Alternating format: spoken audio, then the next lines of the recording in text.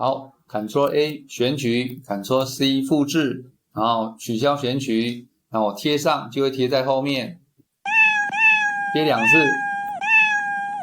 那因为猫咪叫3声，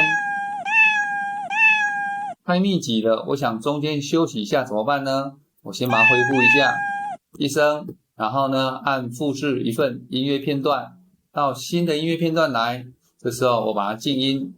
然后一样 Ctrl A 选取 ，Ctrl C 复制，按掉选取，然后 Ctrl V， 好，你可以发现暂停一下，我这边已经有7秒了，7秒应该够3声了，所以再回头一下，然后 Ctrl A。Ctrl C 复制，然后回到这边来，然后呢，我把它拉开选取区，到头开始，然后选取区可以大一点，这时候再把它贴上 ，Ctrl V， 1声了吗？对不对？然后呢，拉过来长一点，然后呢，我给它控制时间，那 Ctrl V 就会贴到选取区，再把它拉长一点，好，把这个选取区离开一点。当然没有办法精确的，这时候我们再点掉选取区听一下，